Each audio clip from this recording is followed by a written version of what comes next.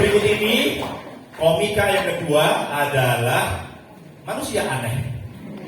Aneh banget, sumpah saya sampai sekarang juga tidak tahu bagaimana cara kerja otaknya. Sejak kenal dari pertama saya nggak ngerti dia itu apa, manusia atau bukan, atau robot buangan yang saya nggak ngerti. Kalau siang dia bekerja sebagai penyedot WC dan pernah kerja di nyedot WC di rumah saya ya. Dan kemudian malam-malam dia adalah mahasiswa nyaris DO. Syukurin ya. Mari kita sambut Wafik Kartuso. Ini saya rekam ya.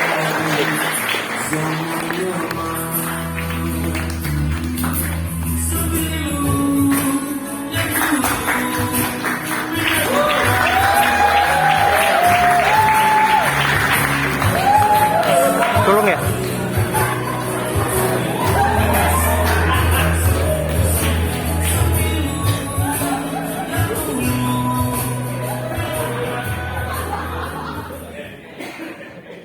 Selamat malam semuanya. Sebelumnya saya mau mengonfirmasi saya bukan pengguna narkoba.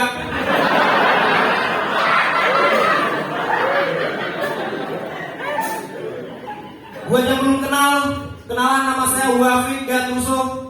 Wafik itu nama asli, Kartuso itu nama julukan. Saya dapat nama julukan Kartuso itu masalahnya sepele teman-teman. Se-Ronaldo, se-Messi.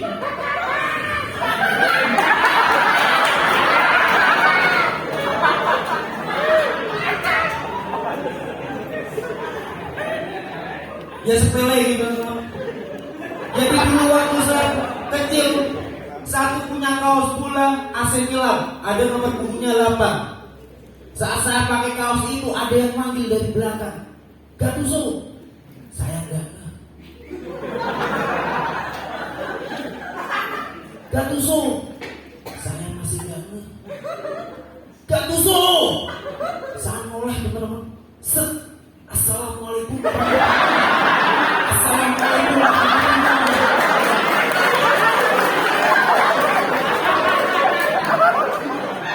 Lagi sholat teman-teman.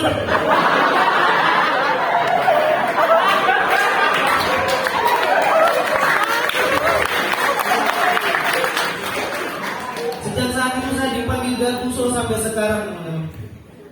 Selain dari kejadian-kejadian unik, nama julukan itu juga bisa didapat dari bentuk fisik.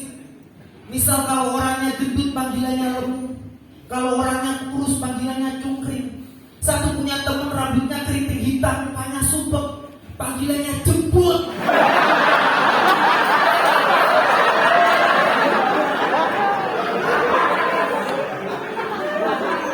Padahal nama aslinya itu Muhammad Sahroni, tapi dipanggil jembut noleh. Jembut. Jembut.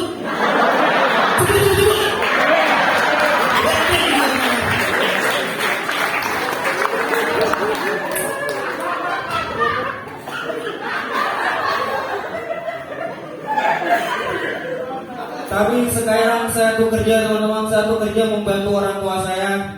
Bapak saya tuh punya usaha sedot WC. Sementara ibu saya tuh punya toko parfum isi ulang. Sedot WC dan toko parfum itu adalah dua hal yang sangat bertolak belakang. Jauh, ya kan? Seperti yin dan yang, bau dan wangi. Aku dan kau, suka dan kau. Tidak jauh gitu. Tapi walaupun bapak saya tuh kerja sedot WC, teman-teman saya tuh seneng banget, bangga dengan bapak saya gitu, karena saya kerja di bawah saya tuh saya udah pergi kemana-mana. Saya udah pergi ke pedurungan, kalian ya di Semarang dan sekitarnya aja ya. Tapi karena saya ikut ke bawah saya tuh saya udah masuk dari rumah orang miskin sampai rumah orang kaya. Tapi dari mana saya tahu kalau itu rumah orang miskin? Padahal ada pepatah mengatakan, don't get too big is cover. Belum tentu kan kalau rumahnya temboknya warna hijau, perabotannya sedikit, rumahnya kusut, itu rumah orang miskin. Bisa saja dengan kalau itu rumah hantu. Ditunjukkan ada. Bisa saja teman-teman. Lalu dari mana saya tahu kalau itu rumah orang miskin? Di depan temboknya tuh ada stempel kami keluarga miskin. Lalu dari mana saya tahu kalau yang saya kerjakan itu rumah orang kaya? Lagi-lagi belum tentu kalau temboknya itu warna putih. Parkirannya luas, mobilnya banyak, itu rumah orang kaya. Bisa saja kalau itu rumah sakit. Itu Mesir, Paragon. Bisa saja itu. Saya tahu kalau itu rumah orang kaya karena saya pernah lihat yang punya rumah itu sholat 2 rakaat sebelum subuh.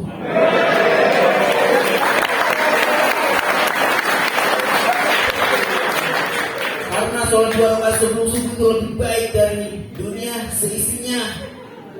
Masih yang banyak zina. Nice. To meet you. Lebih baik itu teman-teman. Di sini ada yang pernah beli parfum di toko parfum isi ulang teman-teman? Bagus. Saat saya jual parfum itu tuh harus klien itu harus ditakar dulu teman-teman. Harus parfumnya seberapa, campurannya seberapa, alkohol atau non alkohol harus diperhatikan dulu itu. Kalau orang ngeracik kopi itu namanya barista. Kalau orang ngeracik minuman itu namanya bartender. Kalau orang ngeracik parfum apa namanya? Baradus. Cocok. Masalah. Bisa bersih tapi tidak cocok. Kosong barongsai. Dia apa mbak? Cocok.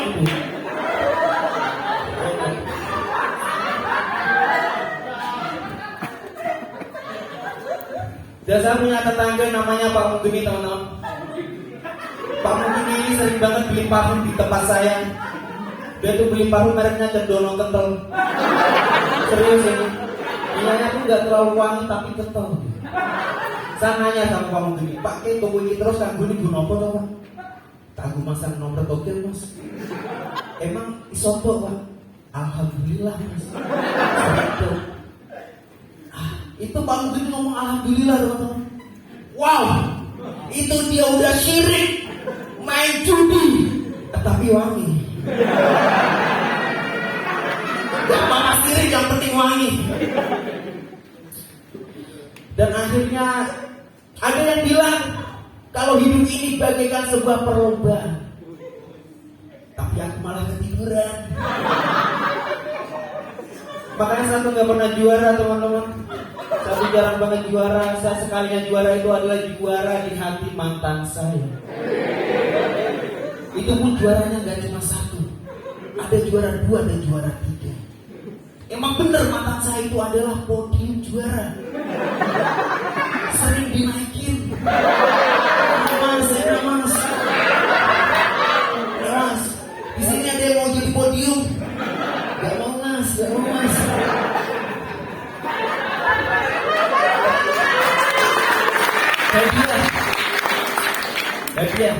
Hadiah itu adalah motivasi terbesar orang yang ingin berkompetisi.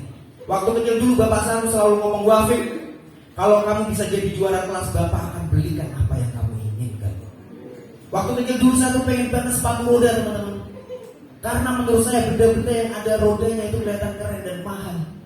Jadi dulu saya tuh pengen banget sepatu roda, skateboard, kursi roda, kereta kencana, sepatu kaca, Cinderella. Tapi saya nggak pernah juara kelas teman-teman. Emang tolol gitu. Emang tolol saya. Walaupun saya juara kelas, itu berarti guru saya yang tolol. Kok bisa saya yang juara? Ya mas, soalnya saya sudah dikasih roda sama bapak. Loh, ibu difabel.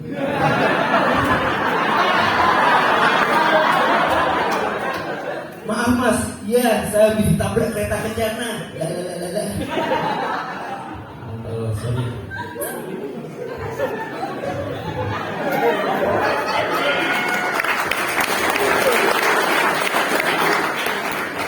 Makasih mas. juga pernah ikut lomba membaca dan menulis puisi antar SMA, teman-teman. Lagi-lagi saya nggak juara. Bayangin kalau saya juara, mungkin saya akan seperti W.S. Rendra, pandai merangkai kata-kata yang indah dan berirama, membuat penonton terpesona tapi tak bisa membuat penonton tertawa. Mana pasalnya? Buat apa bisa membuat penonton terpesona tapi tak punya sepatu roda? Buat apa itu?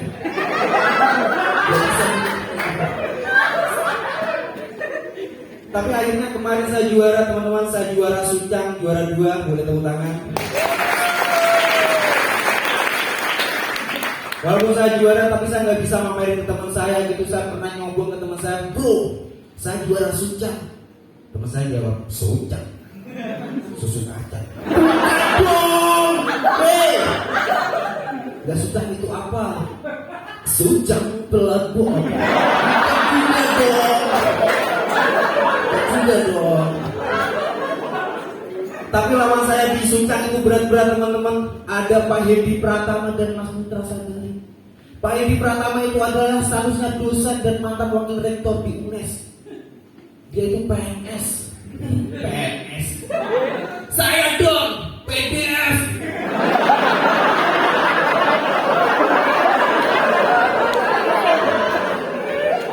Pak Hedi, Anda boleh juara di kompetisi Suncang, tapi Anda sudah gagal jadi juara di pemilihan rektor.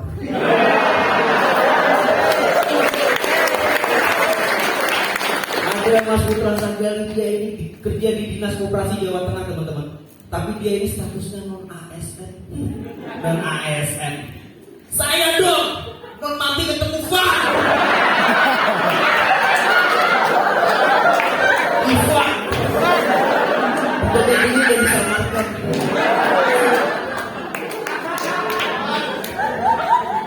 Tapi walaupun begini, teman-teman, saya itu lulus MI Madrasah, MI MTS 5. Jadi waktu kecil dulu saya tuh dikasih pilihan sama orang tua saya disuruh milih antara masuk MI negeri MIT atau MI swasta MIS.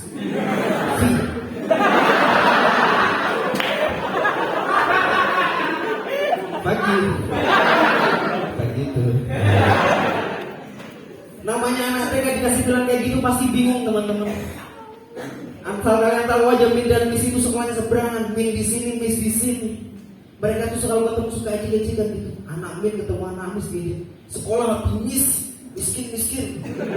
Anak Miss gak terima. Sekolah mau di Min, minta-minta. Gak apa-apa miskin, yang penting gak minta-minta. Bosku, kasih giftnya dong.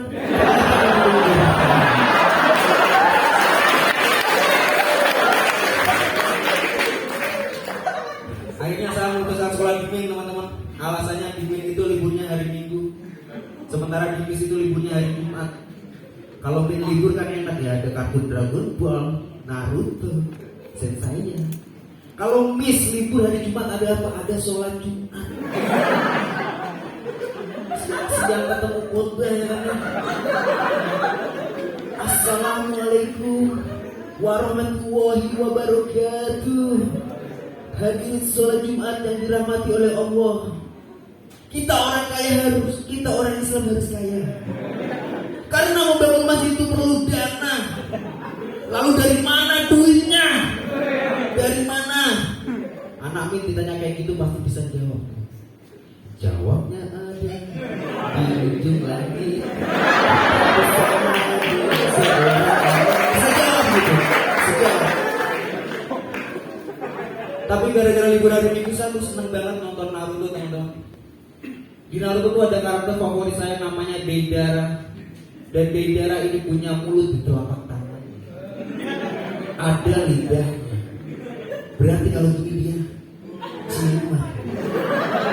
Kalau gini dia gatel. Dan Deidara ini punya quote yang sangat saya sukai, teman-teman. Seni adalah ledakan. Seni adalah ledakan, kata Deidara. Jadi kalau kalian lihat di gereja-gereja,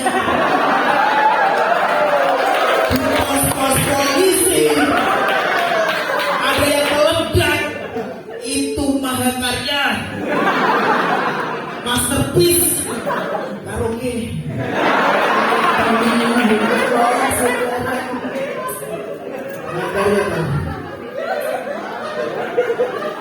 Lalu akhirnya saya sekolah, setelah lulus MIN saya sekolah masuk MTS teman-teman. MTS dan pondok saya tuh khusus cowok gitu. Padahal masa SMP MTS itu kan masa-masa lagi tertarik sama lawan jenis. Tapi sekolah saya dulu itu isinya cowok, cowok dan cowok. Mbak, kamu di mana waktu saya? Di mana? Jawabnya di ujung langit. Tapi saya sekarang kuliah teman-teman. Saya kuliah dan saya semester 12. Alasan saya belum lulus itu karena salah niat. Innama amalu niat. Niat awal saya kuliah itu biar bisa dapat pacar. Tapi naasnya mantan terakhir saya itu malah anak SMA. Itu pun dia mau sama saya karena dia masih percaya dengan kata-kata manis. Satu pernah ngomong saya, aku janji gak akan tinggalin kamu. Itu pun aku ngomong gitu pas lagi cipokan gitu. Saya ada dengan kamu. Ya gak ada lah orang lagi enaknya. LDR. Saya pernah LDR teman-teman. Saya di Semarang, cewek itu di Batam. Dan karena kita LDR dia tuh sering banget ngirim-ngirim gambar itu. Terakhir dia ngirim gambar ada tulisannya 85% orang LDR itu gagal. 15% sisanya tidak berhasil. Ya memang LDR itu sering gagal teman-teman. Tapi saya percaya dengan contohnya orang pertama yang berhasil LDR yaitu Nabi Adam. Nabi Adam itu berhasil LDR teman-teman. Kalian nggak tahu kan kalau Nabi Adam itu di Semarang, Siti Hawa di Batam. Jadi penada berterbit banget. Orang yang percaya. Sekarang saya jomblo teman. Banyak faktor yang bikin saya nggak pede saat kenal sama cewek. Salah satunya itu adalah faktor muka.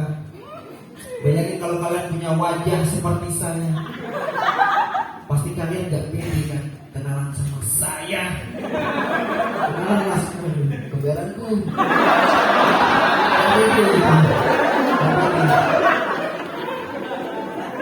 Faktor motor juga mengaruhi teman-teman.